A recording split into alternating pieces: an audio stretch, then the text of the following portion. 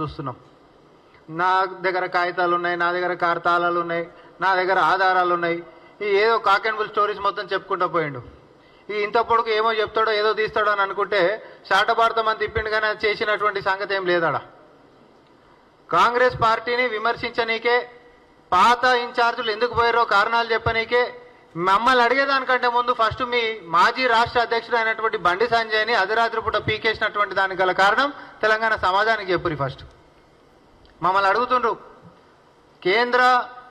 కేంద్రంలో అధికారంలో వండుకుంటా ఈరోజు రాజ్యాంగబద్ధంగా కార్పొరేషన్లు నడుస్తున్నటువంటి వ్యవస్థని మేము తీవ్రంగా ఖండిస్తున్నాము. కాంగ్రెస్ పార్టీ బీఆర్ఎస్ పార్టీ లెక్కనే చేస్తుంది కాబట్టి కార్పొరేషన్స్ తీసేయాలని చెప్పి ఒక పనికిమాలినటువంటి స్టేట్మెంట్స్ ఇస్తే ఇది ఎట్లా తగ్గుతుందని చెప్పి మేము అడుగుతా ఉన్నాం. కేంద్రంలో లేవా కార్పొరేషన్లు?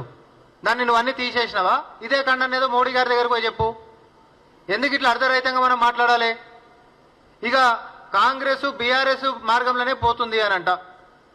బీజేపీ బీఆర్ఎస్, అసలు బీఆర్ఎస్ పార్టీ అనే పుట్టుకనే BJP plus TRS equal to BRS అయిందా?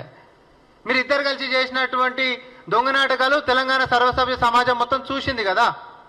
ప్రపంచం అంతా కూడా చూసుకుంటా లిక్కర్ కుంభకోణంలో దోషులందరినీ అరెస్ట్ చేసినటువంటి పరిస్థితులల్లో కల్వకుంట్ల కవిత దోషి లెక్క మరి అఫిడవిట్లలో కూడా కోర్టుల ముంగట పేర్లు వచ్చినప్పటికీ కూడా అన్ని అధికారం ఉండి కూడా అరెస్ట్ చేసేటటువంటిది ఉన్నప్పటికీ ఇక చూడండి రేపు చేస్తున్నాం, ఇక చూడండి ఎల్లుండి చేస్తున్నాం అని చెప్పి టైం స్కెడ్యూల్ ఇచ్చి మరి అరెస్ట్ చేస్తున్నాం అని చెప్పి ఈరోజు తెలంగాణ ప్రజలని మోసం చేసి ఆమెను మాత్రం కాపాడినటువంటి మీ తీరు.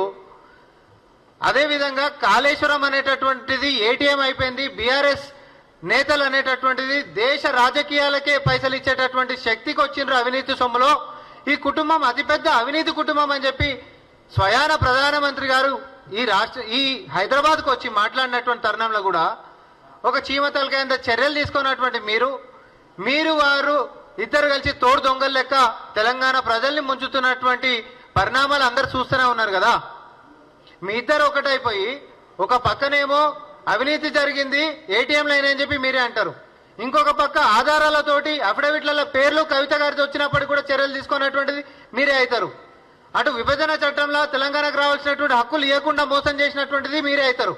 ఈ రోజు ఉల్టా వచ్చి 2 నెలలు కాకుండా ముంగటనే కాంగ్రెస్ సర్కారు మీద ఎఫ్ఆర్బిఎం లిమిట్స్ కి ఇవ్వాల్సినటువంటి సొమ్ము మొత్తం ఇచ్చేసినాం, ఈయనకి ఆర్థిక సాయం ఏం లేదని చెప్పి తెడ్డు చూపించేటటువంటి మీ యొక్క కుటిల రాజకీయం కూడా బయట పెట్టినందుకు తెలంగాణ సమాజం ముంగట ఈరోజు మీరు దోషుల లెక్క నిలబడుతున్నారు.